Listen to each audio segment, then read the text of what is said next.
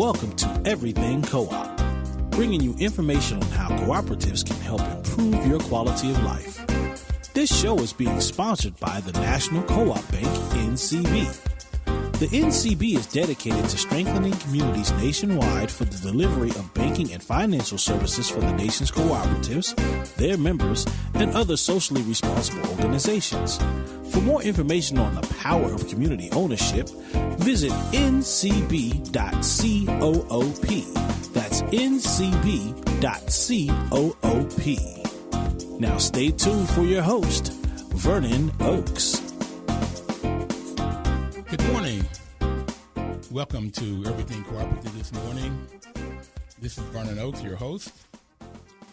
And we have Mr. Jim Joseph on the line. And we're going to explore the question is, did Mr. Mandela, the president of South Africa, use the concept of Ubuntu, U-B-U-N-T-U, to be able to work with the South Africans that had put him in prison, to use this concept of Ubuntu to bring the country together, to work cooperatively and not have civil war? And Mr. Jim Joseph is on the phone. Good morning, Jim. Good morning, Vernon. How are you? I'm great. Very well. Can you tell us what the definition of Ubuntu is? Well, it's a concept of community that emphasizes the interconnectedness of our humanity. It's probably best expressed by the Xhosa proverb, people are people through other people.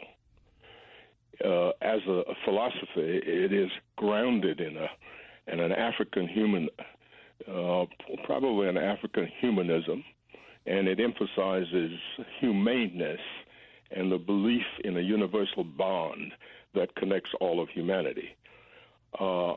It's not the Western notion of I think, therefore I am, but an African notion of I am because you are.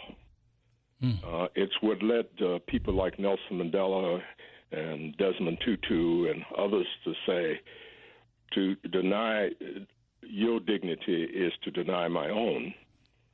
To diminish your humanity is to diminish my own. As a matter of fact, the ethic was so deeply ingrained in the Southern African personality that even warring tribes had war healers whose duty it was to come together after battle to restore both the victor and the victim into full standing in the community. It is often said of those who practices it that those who practice Ubuntu have a short memory of hate. Okay. A short memory of hate. That's wonderful. Can you tell us a little bit about how you got to be the U.S. ambassador of South Africa? I understand you were reared in Louisiana. Yeah, well, let's clarify. It was the United States ambassador to South Africa, okay, not of South Africa. I was such an advocate for South Africa that some people may have gotten confused, but my appointment was actually the United States ambassador to South Africa. I was appointed by President Clinton, and I served for 4 years. 3 of those years was at the time that Nelson Mandela was president. Now, you asked the question of how I got to be an ambassador. I had been involved with the issues of South Africa for most of my adult life, and even visited South Africa in 1974 as an anti-apartheid activist. I had been very involved in the movement against the anti-apartheid movement in the United States. And so I was very familiar with the issues. But even beyond that, this was a new democracy, and I had been involved in all 3 sectors of our democracy, the public sector, the private sector, and civil society.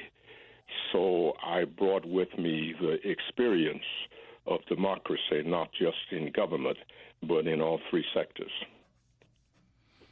When you talk about civil society, can you explain what that is? I got the public sector. You work in the private civil sector. society. Let me just clarify the distinction. Then, the private sector, you might say, is driven by the market. The public sector is driven by ballots. The third, or so-called independent sector, is driven by voluntarism and the work of nonprofit organizations that seek to serve a public good. How did you end up out of Louisiana and doing all of this? Were you born into wealth? A long road. Absolutely not. Okay. I was born in a very low-income community in Cajun country in Louisiana. My father was a local minister, and we were not always sure whether he was going to earn enough for us to be able to have bread on the table every day. That's the kind of background. It was a low-income community in rural Louisiana.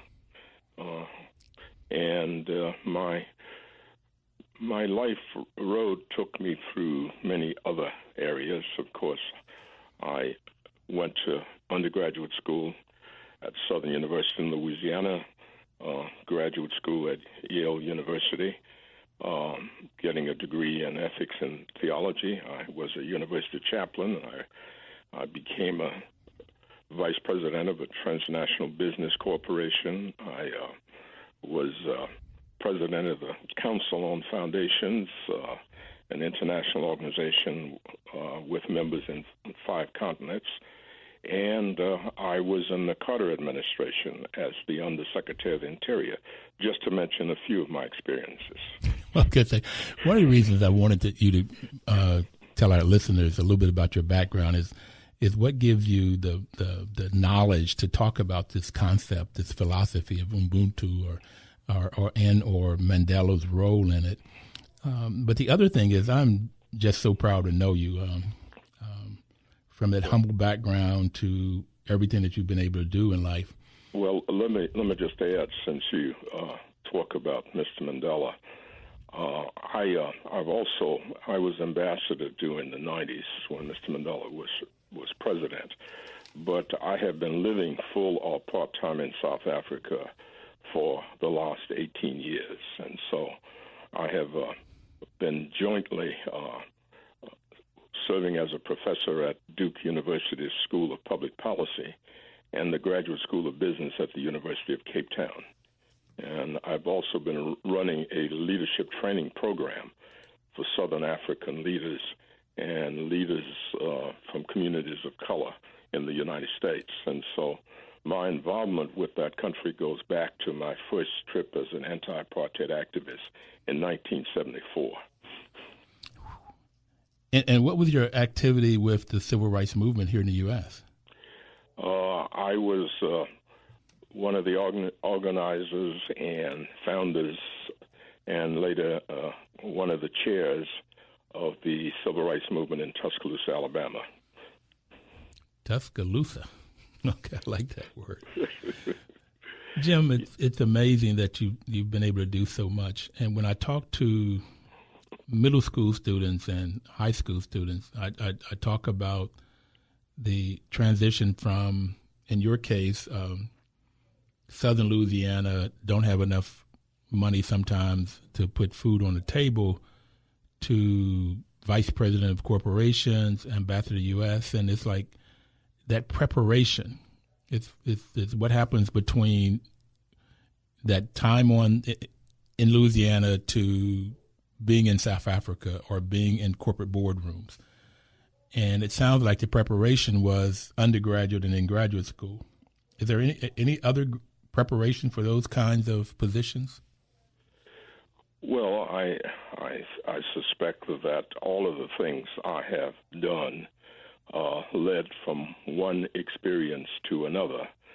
And the preparation was not just in the academic community. It was in the organizations that shaped my values and and socialized me in many ways, and that certainly would include the church, and that would include, at least in the time in which I live, my neighbors and friends, all of whom influenced me.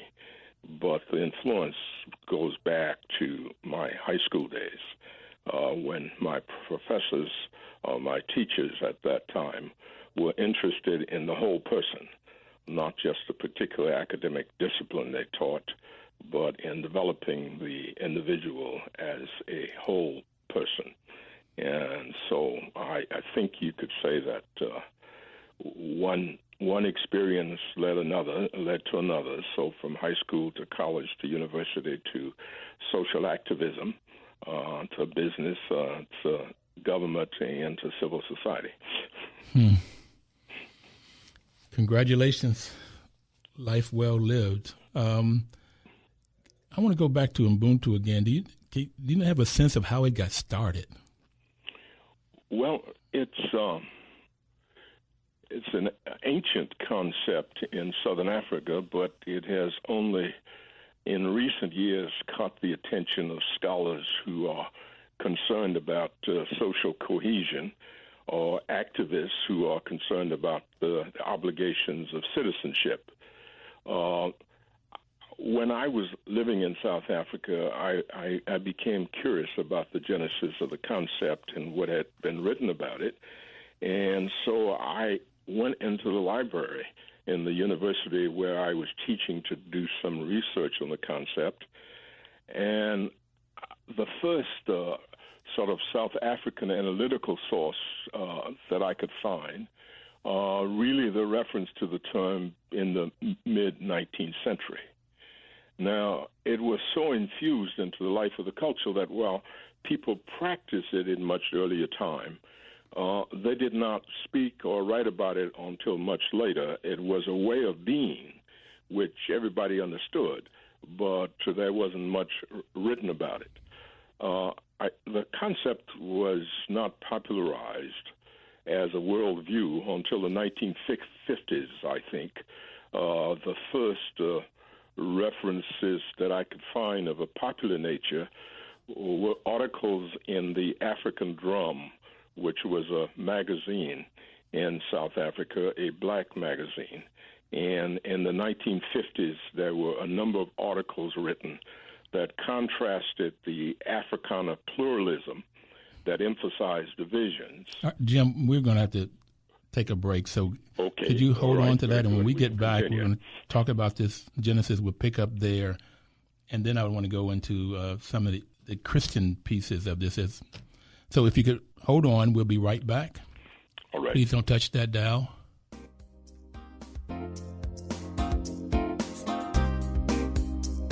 ULDCnews.com. This is Vernon Oakes talking to you about everything cooperative. Cooperatives are businesses. Any kind of business can be a co-op. We normally in America think about the capitalistic model of shareholders, but co-ops are business if they are owned by the people that work in the business, the employees. It's called a worker co-op. And if it's owned by the people that use the products or the services, it's called a consumer co-op. And so what we're at the heart of a co-op is community and cooperation between the people that work in or that business or buy the products from the business. And so we have Mr. Jim Joseph today talking to us about Ubuntu, which is a philosophy in Southern Africa. It's a way of being is how he's described it. And he was telling us before we took break about some of the research that he was doing when he lived and worked in South Africa as the U.S. ambassador to South Africa. And he was telling us about some articles that he had read in the African Drum, a South African newspaper.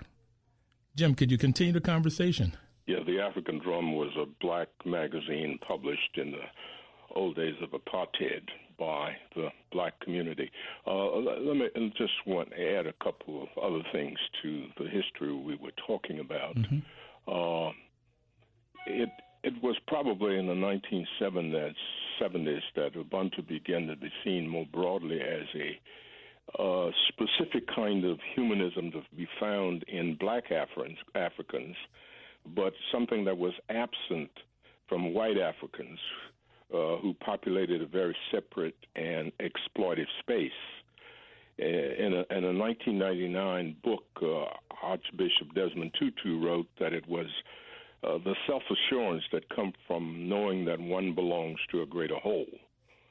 The term even appears in the South African Constitution as it asserts a new kind of citizenship, the idea that the country belongs to all who live in it.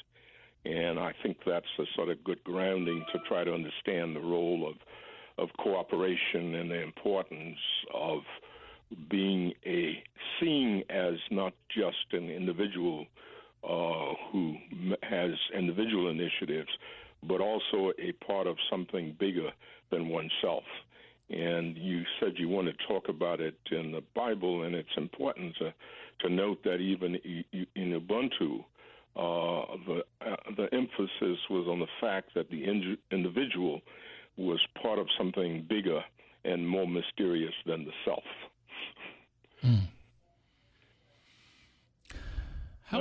You asked me as we broke up before about the Christian community. Mm-hmm. The Bible is full of images and imperatives of community that emphasize the importance of working together.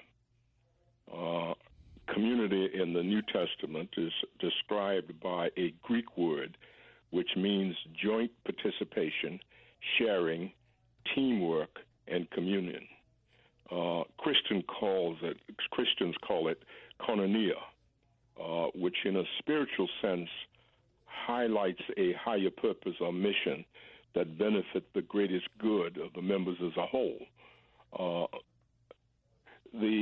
Another way and another place that one finds this notion of community in the New Testament is in the writings of the Apostle Paul, in which he also talks about the notion of koinonia, and it's expressed not just as a place or state of being, but as one which transcends race, gender, or ethnicity. As those familiar with the New Testament remember, he made a distinction said there was no distinction to be made between either male or female, slave or free, Jew or Gentile, or the many other hyphens we use to identify ourselves. And so this notion of joint participation, this notion of belonging to each other that we talked about in Ubuntu is clearly also in the Christian community and certainly the biblical text. You know, it's amazing that it seemed like in America, at least my growing up, was with the Lone Ranger and John Wayne on TV, and it was always, I pulled myself up by the bootstraps. I did this on my own. And that seems to be, at least in the business school, getting an MBA, it was like you go out there and you work on your own and you strive and you get it and you do it on your own. That's so different from this concept of Ubuntu or koinonia. Yes. And so how do you think this came about? And you said that the white South Africans had a different concept. Did they have this same concept of individualism or? Well, they had a strong sense of individualism, and of course they were united as an Africana community, but their focus on humanity was a focus on humanity in its many categories, and so the focus was on a division of humanity, while the black Africans were focusing on the interconnectedness of humanity. So that found a sort of clash of concepts of community, and that is why the notion of reconciliation and forgiveness, which became a part of the tradition of Ubuntu, was so critical in the negotiation of a new democracy. Reconciliation and forgiveness. That seems to be hard for a lot of people to do, forgive. Well, Well, I think it's one of the contributions that Nelson Mandela made to the public discourse about community as well as the private reality. I try to understand what was the source of this notion of forgiveness and this focus on reconciliation, and I sort of had to go back to Ubuntu because it placed a high premium on dignity or compassion and respect for the humanity of another. And you had to contrast it with vengeance. The emphasis was on restorative justice rather than distributive justice. And it focused and favored civility and civilized dialogue premised on mutual tolerance. And the negotiations that took place to develop the democracy were not around just contested ideas about what it means to be a democracy, but contrasting ideas about what it means to be a national community. And the emphasis by those steeped in Ubuntu was not on simply the kind of things that I should do for myself, but my obligations to the community. And that is what is important to remember about that concept of community as it was infused into the public life of the nation. Well, one of the reasons I really have become passionate about this cooperative business model is because that's what's embedded in it. It's not doing for self, it's obligation to the community. And so decisions, Jim, I've been doing property management, so I started managing housing co-ops, and this is how I even found out about this concept. And when we're in a boardroom, the decisions are made on what's best for the community, not what's best for an individual. And those co-ops that I've seen, housing co-ops that have failed, take on this what's best for the individual.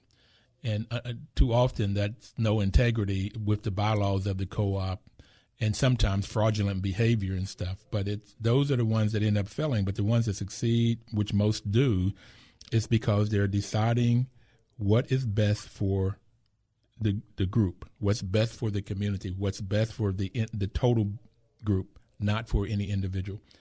And that's the passion that I have for this business model over the capitalistic model. Says I get in it and I see what's best for me. I get return on my investment. That's the total focus, not the total, but too often that is the majority focus, which leads toward greed for the individual, as opposed to, if you will, greed for the group. I mean, what's best for the group. So I like this business model a lot because of that. Well, I think the regulatory framework in which capitalism is forced to operate in a democracy also emphasizes a responsibility to a variety of stakeholders rather than just the shareholder.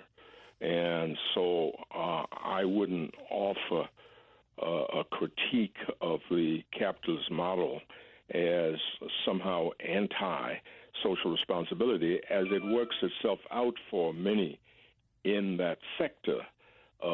One sees that kind of selfishness and greed you talk about. But in its ideal sense, it is possible for capitalism to have a kind of an ethic in which one asks what is good for all of our stakeholders. I worked, as you know, for 10 years at Cummins Engine Company, and one of the responsibilities I had was to work with management to make sure that we were meeting our responsibilities to the community as well as to the worker. And so it is possible to have a capitalistic model that is concerned about, as I say, all of the stakeholders. It is true that many examples that, and I'm sure you can cite many, seems to be limited in that regard, but it is possible to have such a model. Well, that's one of the reasons I think you were probably drawn to Cummins Engine Company, and so was I, is that because it had a vision of the world for all people. It was, and it had social responsibility as key in what it did from day to day around the world. Yeah. We were asking not just the question, what does it mean to be effective? What does it mean to be efficient in a traditional sense? But what does it mean to be responsible? And responsibility for us started with the decision to do business, where you locate a plant. Well, we're going to take that responsibility up, Jim, right when we come back. Sorry about that, but we've got to step right away. We'll be right back. 1450 WOL.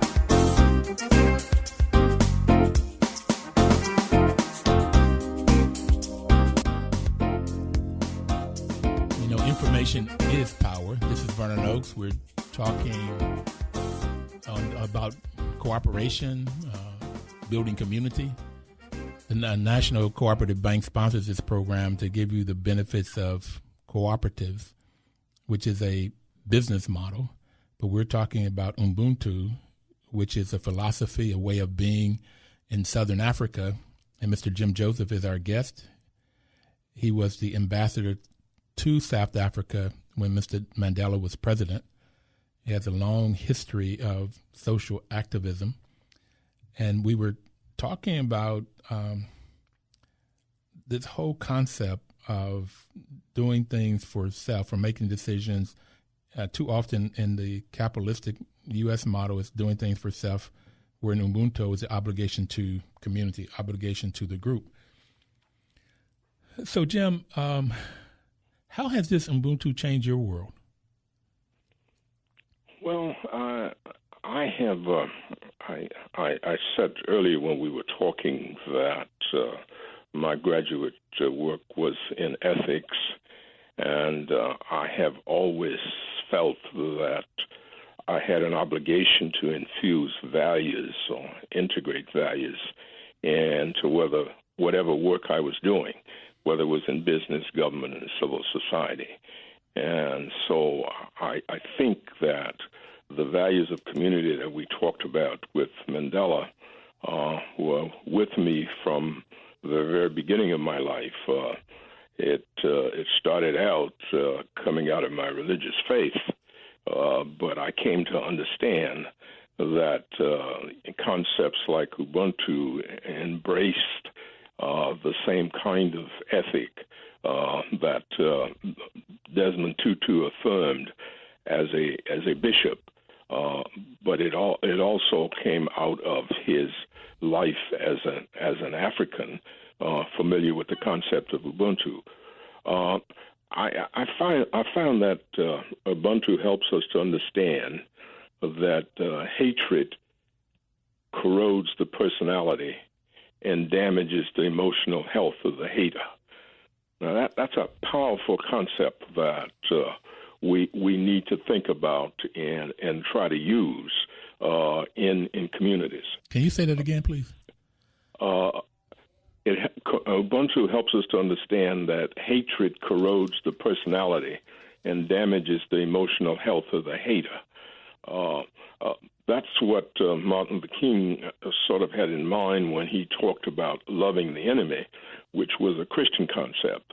But in Ubuntu, you have this notion that it is in our self-interest to forgive. It is in our self-interest to be reconciled. It's more than just a moral imperative.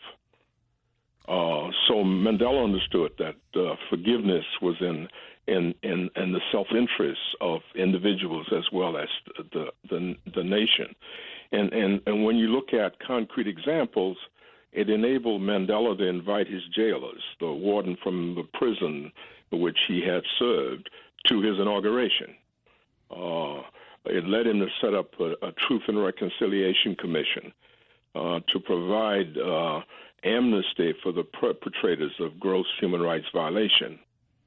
And finally, I think it's important to understand that it led him to stand up for his values, but also enabled him to be a practical man who knew when and how to compromise on strategies. I always like to say that he could have stood for absolutes and pleased his conscience, but accomplished nothing for his constituents. And so he stood for the values of Ubuntu, but he was willing to negotiate and compromise on the strategies for implementing those values. So in a sense, he was being selfish. Well, I selfish is a hard word. Okay. And I mean that he understood that this was a place for the congruence of both self-interest and public interest. And selfishness focuses primarily on self-interest. Okay. But here there was this fusion of self-interest and public interest. Well, I guess I was going to use the word, it's the wrong word for the real reason you just gave the definition to, but it's like when you're helping somebody else, when you forgive, when you have somebody that has hurt as much as he was hurt, when he can forgive them, it helps himself. It takes the hatred out of his being so that he doesn't get corroded. He doesn't get warped in a way, in a sense. And that's what I was using that term, but it's the wrong term. And of course, I just objected to the use of the word selfish because I really, as I said, I think that's a stronger term than balancing self-interest and public interest, which is really what I like to talk about and what I think Mandela had in mind. But the point is that who he was and how he conducted his private life, as well as how he conducted the public business of the democracy, was infused and grounded in that concept of Ubuntu. Well, one of the reasons I brought that up is because in my walk, and Jim, I'll turn 67 next month. I know you got a couple years on me, but I have found that getting into Christianity, getting to the church, studying the Bible, you find that there are things that just sort of not just automatic. Like, for instance, if I decided that you have a tie on that I want, when I was a kid, I thought if I just took that tie, I would be better off. If I just somehow stole that tie from you and I got the tie now and you don't, that you're worse off and I'm better off. But not understanding that there's a conscious and there's the spiritual world, and that in that world, you're not better off. The same thing is if somebody hurts me, and Jesus says somebody hits you, turn the other cheek, and that's just not intuitive. Because if somebody hits me, I want to hit them back, particularly when I was a kid or a younger man. If somebody did imprison me, I would want to imprison them. And to get to the place where you understand that, and Ubuntu is what we're talking about, but when somebody hits you, you're better off forgiving them, and if anything, doing something good for them as opposed to doing something bad for them. You end up being better off. That's just not intuitive. Yeah. Well, I think the example you use is a good reminder of the distinction between hard power and soft power. Hard power may lead to immediate relief, but soft power may be far more enduring. And so one has to ask, what is the goal you're trying to accomplish? People are very quick and ready to turn to and emphasize hard power. And whether that's in public life where you're talking about military might and economic muscle, or whether that's in private management or just the way you conduct your life as a person, it is clear that soft power, the emphasis on forgiveness, reconciliation, nonviolence, is likely to be more enduring. And it is because it is in many ways most seductive. And what Mandela was, what he had in great supply, was the ability to seduce the adversary into liking him. And that's a really big weapon in trying to gain an advantage or to try to get the adversary to share your concept of community. And he was well known for that, except when in his death, if you listen to the commentaries, they try to decide if he was angry or not. And some said he really was, but he didn't let that rule him. Well, I mean, he was human, Mm-hmm. and all of us, there is this capacity for anger, and it's not that you don't get angry, but that you've learned to manage that anger so that you use it in productive ways. How do you think? We left the last segment.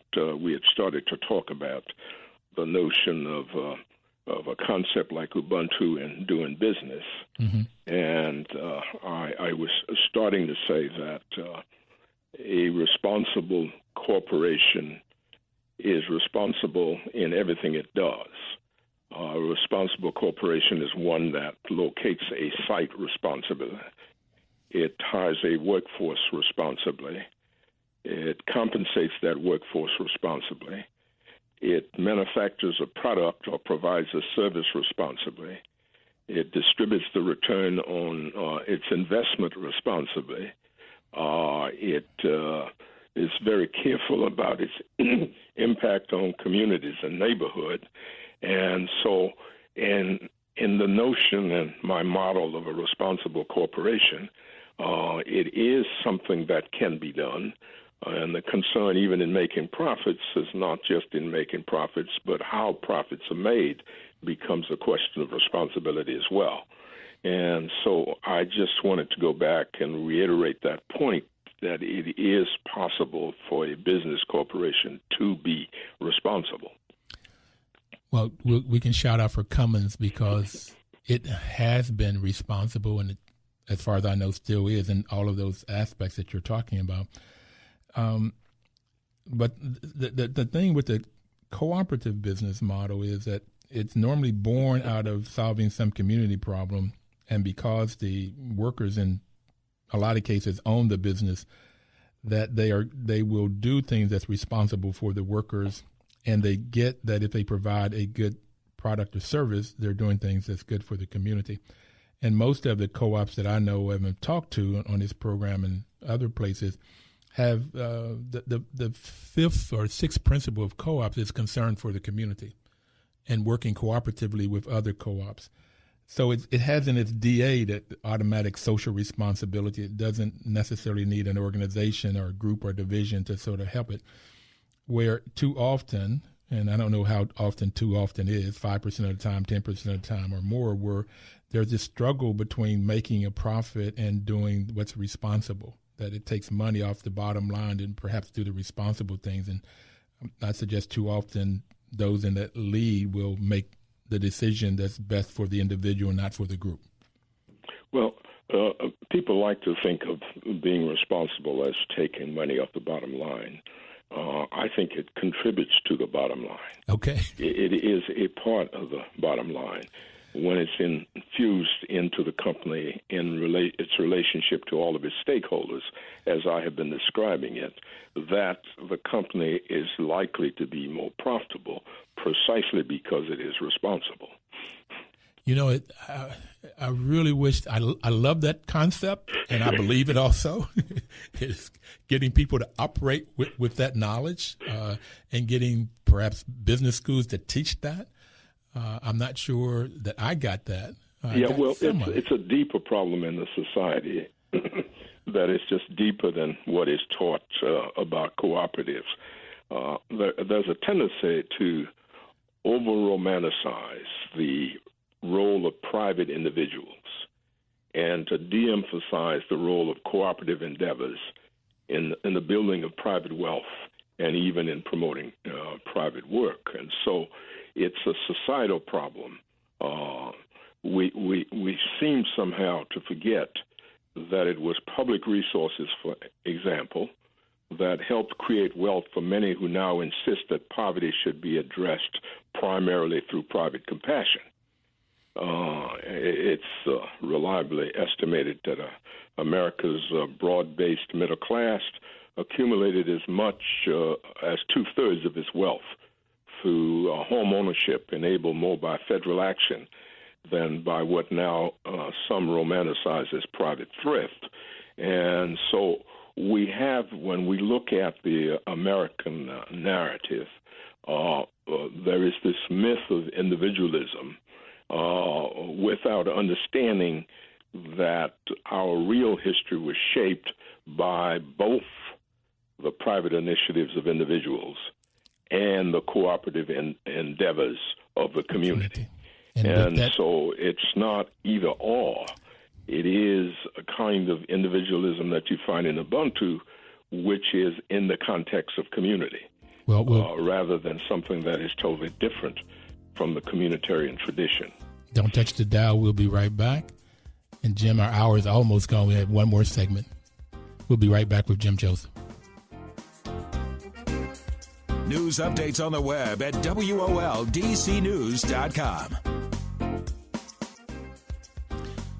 This is Vernon Oakes talking to you about cooperatives and the benefits of cooperatives. We have Mr. Jim Joseph on the line with us.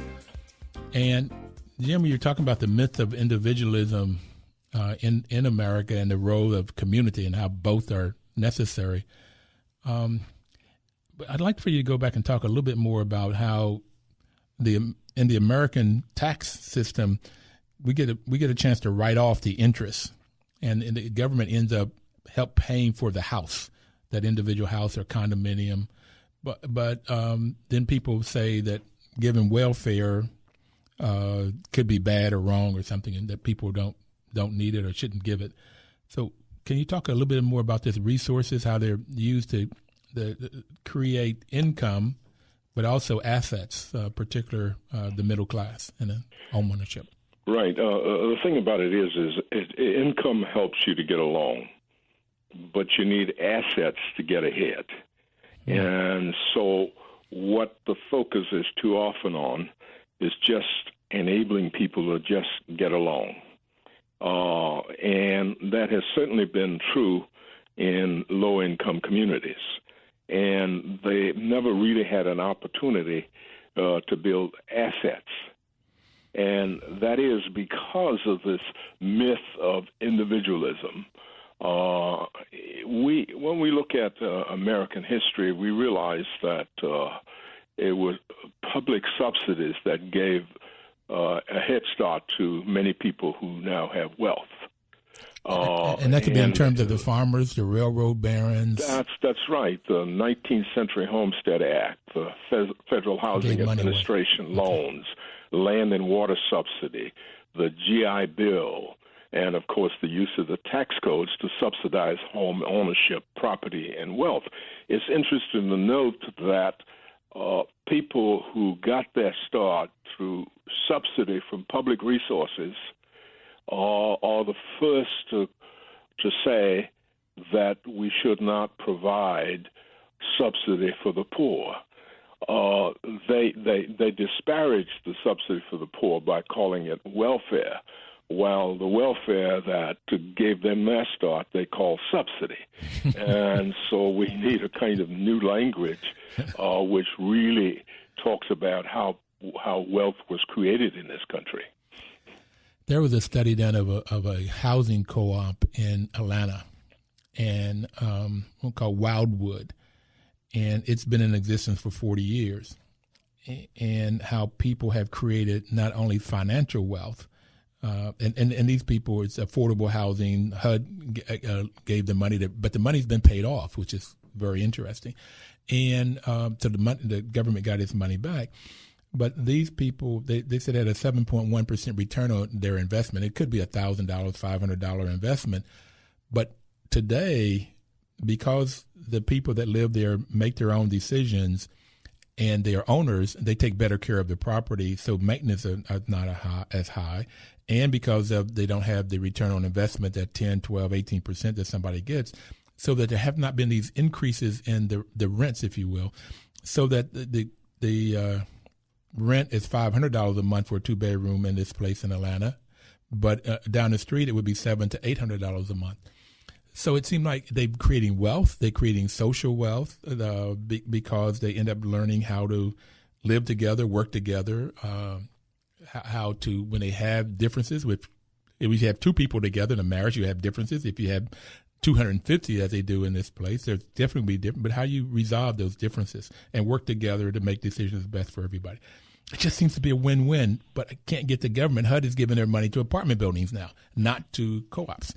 So it's how to change this notion that you're talking about, this myth of individualism and welfare is bad and so forth. Well, our public policy has not caught up with our ideals here, because I think a lot of people talk about the tradition of community, but what we hear most about is the myth of the individualism and the sort of Lone Ranger heroes, and the notion that I did it myself, and there was no one else involved.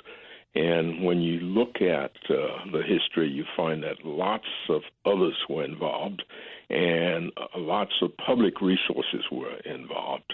And so I think we need to begin to educate people to understand how people got to be poor and how some people accumulated wealth. And I'm not naive about the limitations of public resources, but I'm simply advocating that our government do for today's low income what it has always done in helping people to help themselves, and that people who have accumulated wealth understand that the public often contributed, their neighbors often contributed. Even in the myth of individualism, we romanticize the initiatives of individuals, but when we really remember our history, we remember that neighbors came together to help build each other's barns, to take in the crops before the rains came. And so there has always been this cooperative endeavor alongside of the initiatives of individuals. And so we need a new mindset, a sort of new paradigm, which is really based on what the reality of our past, rather than the myths about our past. Yeah, and I really like that in South Africa they put Ubuntu in. It's always been in their culture, but it's in their, you said, in their constitution now. Yeah, well, the notion of South Africa belongs to all who live in it. That's a radical idea of citizenship. Okay. And it is one that we can learn from South Africa about. Now, I don't want to over-romanticize the concept of Ubuntu, because in its ideal form, one founded in the early revolutionaries who provided the first generation of leadership for the country. But many of the Western people are more focused on the Western notion of I think, therefore I am, rather than I am because you are. And so that I hope the ideal remains and more people try to integrate it into what they do. But the reality is that those advocates of Ubuntu are passing away. This is exciting, but we only have about 8 more minutes, Jim. It goes by very quick. I didn't turn the phones on because I wanted to. You have so much information to give, and so I'd like to, if we could take these few more minutes. You talked to me before about in South Africa, the tradition that a lot of giving, philanthropy. So how does that come out of Ubuntu? Well, that's very, very interesting, because many of us believe that the notion of philanthropy had its genesis in the Western tradition. And in the African tradition, there is a notion of sharing and giving that's manifested in usually a small organization that they call Stofel. And these were where people pooled their resources to benefit the neighbors. And they called on those resources in times of great need. It may have been as simple as helping to bury someone.